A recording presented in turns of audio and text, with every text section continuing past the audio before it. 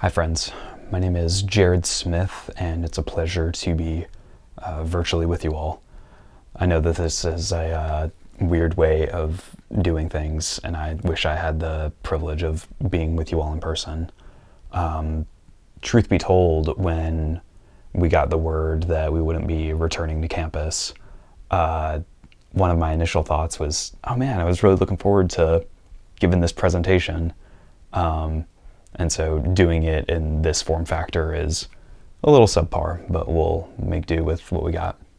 Let me set the stage for the piece of art that I'm going to be demonstrating, which is a photograph and actually a series of pictures.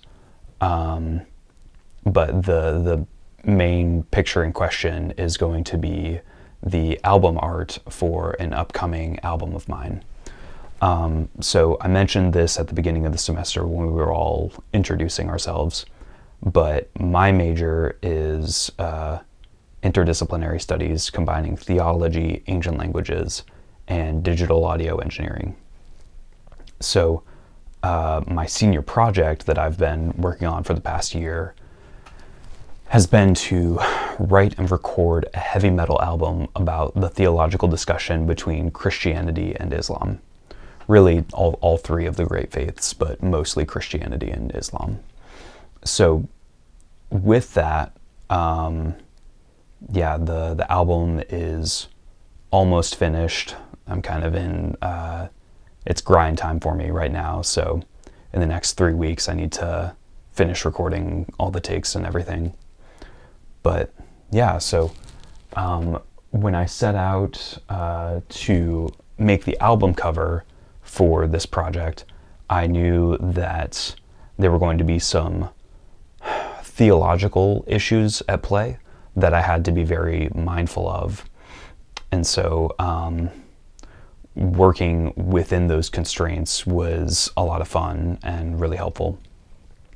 And then obviously the question of, what should the album cover be?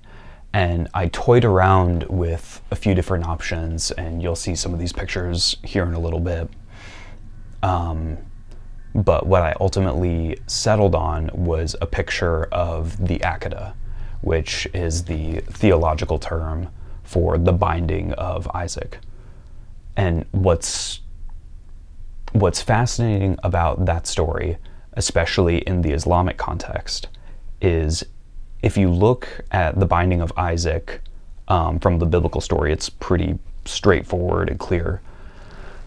What's interesting is that in the Quran, it's ambiguous as to whether the child that was supposed to be sacrificed was Isaac or Ishmael.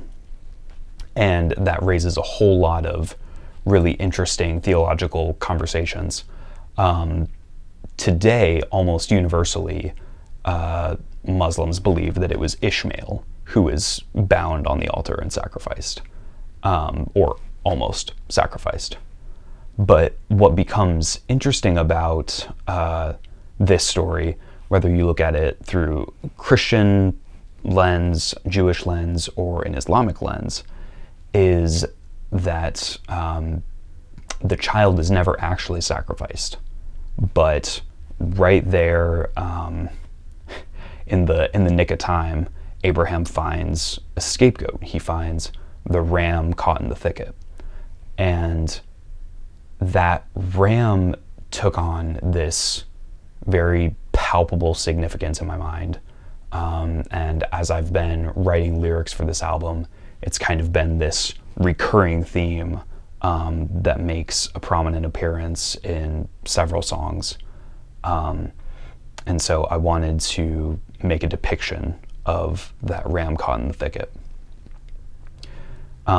Before I go any further, I thought it would be helpful to kind of give everyone a glimpse of the kind of music that I'm making.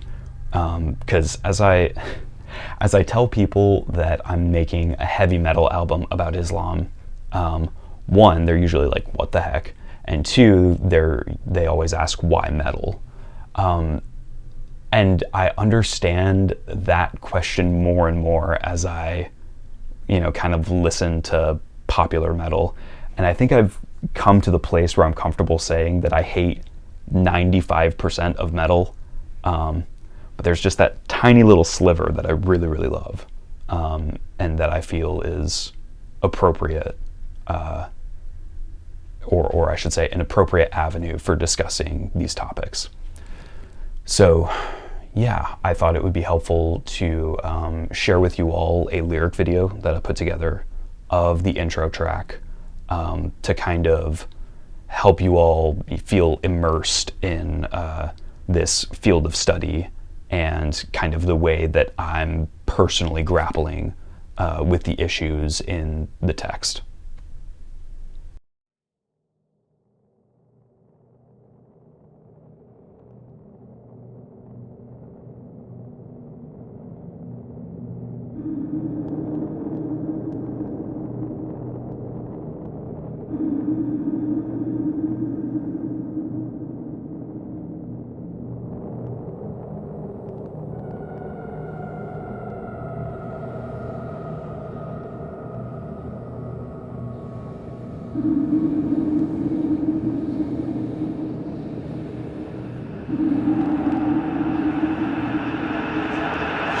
Raise the knife to the heavens, let it fall where the child is bound. Violence and vengeance revolving as intensity disavowed.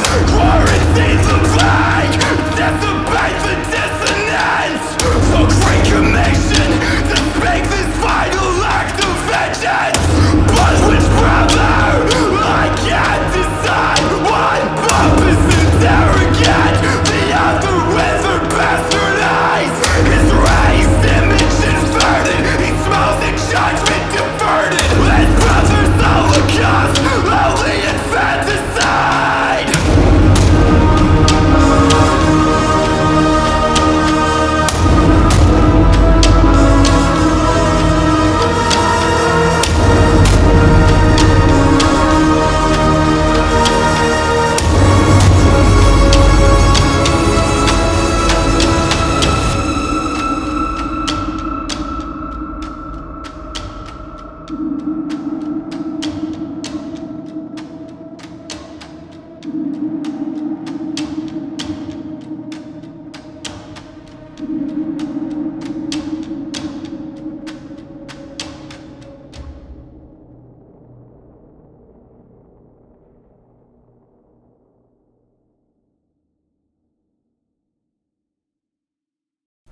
So I'm sure that that's not everyone's preferred genre, so thank you for bearing with me.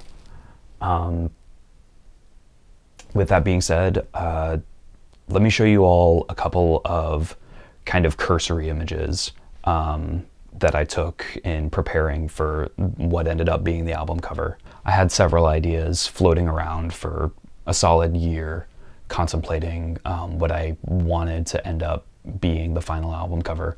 So let me show you some of the pictures that were disqualified from the running.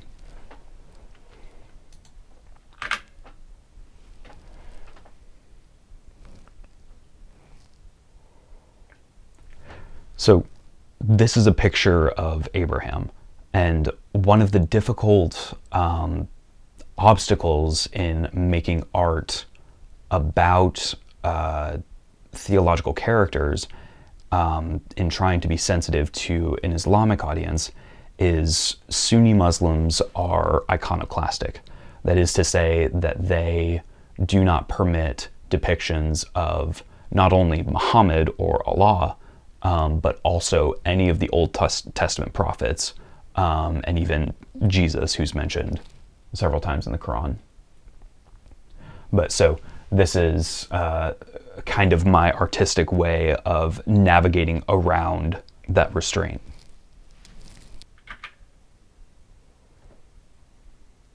It's been really interesting to look at different ways that Muslim artists will navigate around the iconoclastic issue in order to still give some sort of depiction of the prophets without actually creating anything that accurately depicts the visage of those characters. So like you can see in in like Islamic children's YouTube channels, whenever there's a character on screen, like Muhammad or any of his companions, oftentimes they'll have like a blurred out picture of their face, which, you know, is just a creative way for them to work around that. Or like Muhammad will be depicted as just this glowing light who's moving along hordes of, you know, normal cartoon characters. I even saw one YouTube video, it was really interesting, where it was a biography of Muhammad, but then Muhammad was just depicted as like a floating 3D geometric shape. He was just like a floating orb, and then the companions of the prophet were like a floating triangle or a floating cube. It was really interesting. And then the flagship depiction of Muhammad's life in cinema form, I forget the name of the movie, but the way that they got around ever showing Muhammad on camera was that the camera was placed from the perspective of Muhammad, which was just brilliant, I thought. It was really, really cool. But so this picture was taken using a combination of a regular still image and what's called a long exposure image. So the part that's blurred out here is, I believe, actually a second long exposure. So the camera that I'm shooting this video on, the shutter is left open for an entire second, and then, you know, you jerk your head around and it captures that movement. And then in Photoshop you go through and you blend the two images.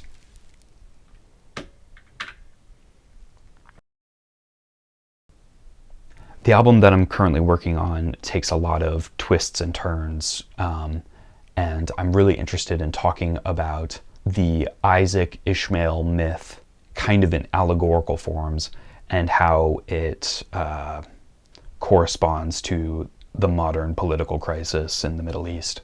And I'm by no means an expert in that field, but trying to extend sympathy where I believe sympathy is due. And part of that has been extending sympathy towards Palestinian families that I've met during my time in the Middle East.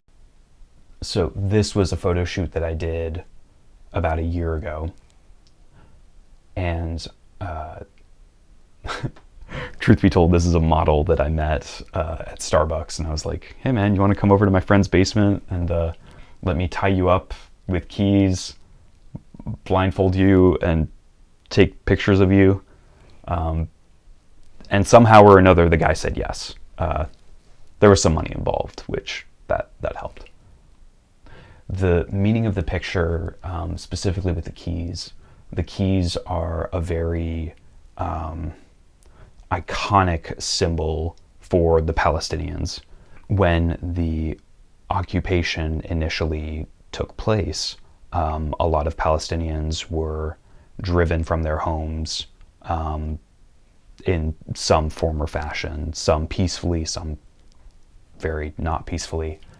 And so the key became this symbol of what the Palestinians call the right to return, which is this hope that one day they'll be able to, you know, go back to the homes that were taken from them.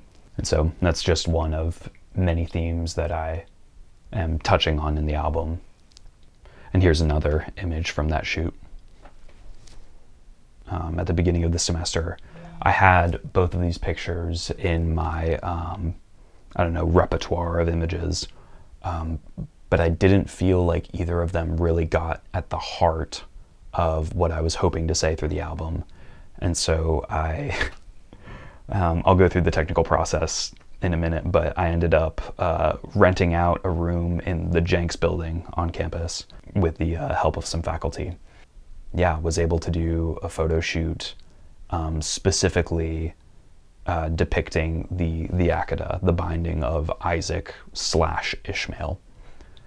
And it was a lot of planning and a lot of prep work. And in that photo shoot, We took 500 pictures just to keep this one. So.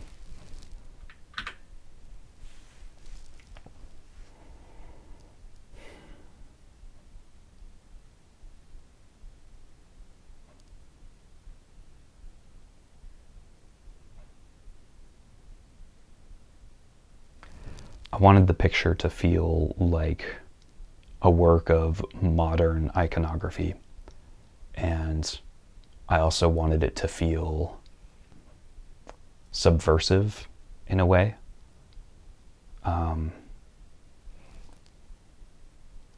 Yeah.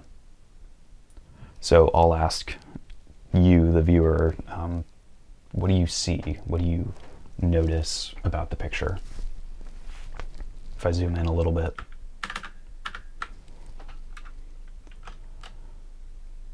You can see dangling from the horns of the ram skull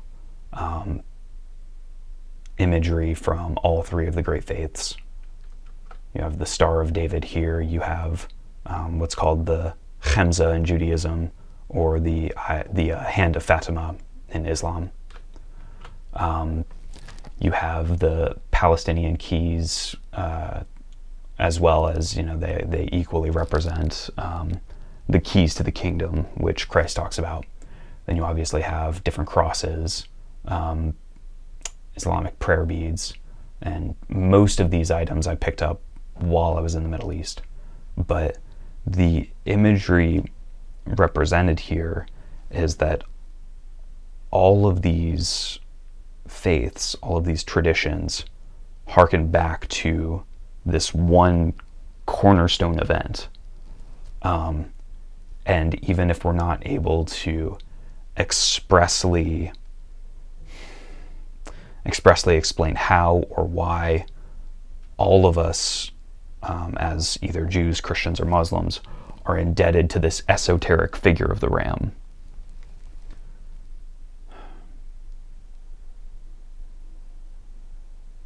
And as these symbols are bound to the horns of the ram, so our lineages, our histories are bound to it as well.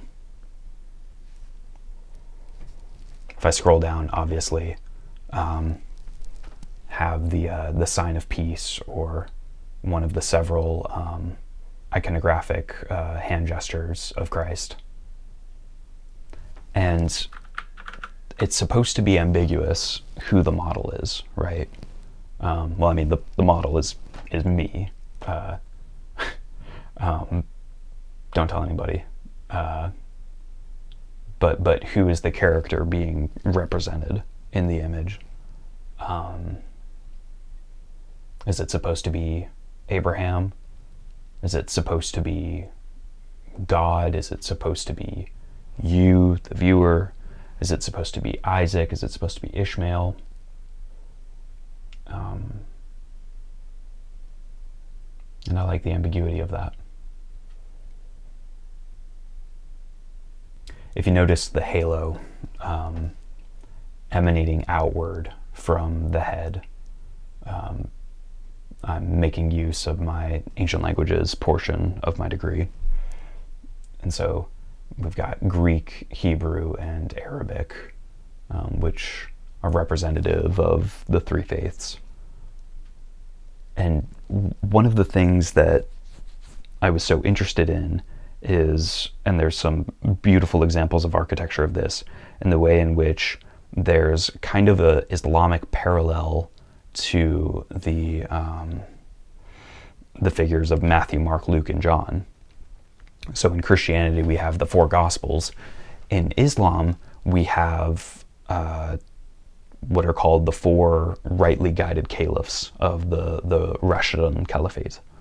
And those are Abu Bakr, Omar, Uthman, and Ali. And those were the four successors who led the community of Muslim believers after the death of Muhammad. And then in Hebrew, although it's not quite as clear-cut of a parallel, we have the four archangels, Gabriel, who plays a very central role in the Islamic faith, Uriel, Raphael, and Michael. And all of them, the 4 caliphs, the 4 gospels, and the 4 archangels, they all emanate from this central figure of the ram caught in the thicket.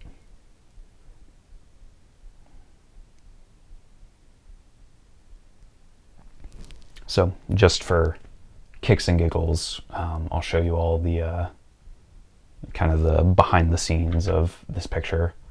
So here's me setting up in the room in Jenks with my camera on the stand over there. I had 3 friends help with the setup of this entire photo shoot. Carissa Yarrington, Carolina, whose last name I am blanking on, and Maddie Meredith. And so I'm deeply indebted to all of them for their help.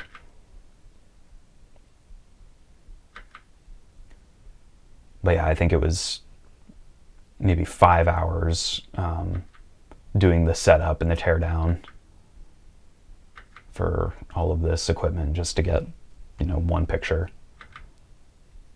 We also used a fog machine, and that was a liability, but we were able to make it work, so it was a good time.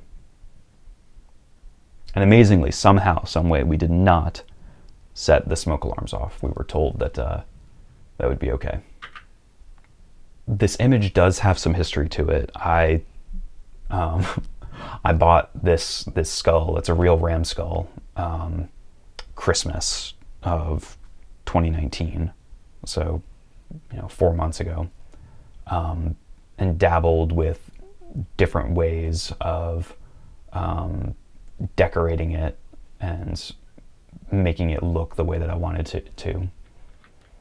Yeah, and here's the nitty-gritty behind the scenes. I mean, this was what it actually looked like, but coloring and everything else makes a huge difference with the final result of the image. That was one of the other things that was super hard, and one of the reasons why it took 500 images. That thing is freaking heavy, and so having to hold it with one hand and do this, weird gesture with the other, my arm got crazy tired, and we couldn't for the life of us figure out like how to center the darn thing. And so it was fun. Yeah, here are some other alternatives to the picture.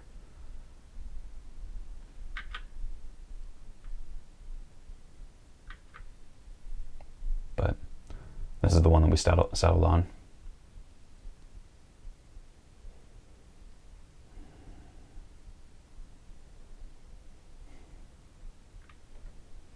So I don't expect to win over any new fans from all of this.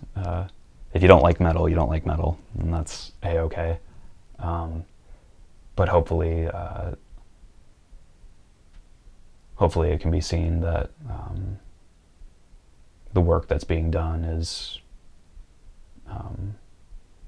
something that I really wrestle with and grapple with. So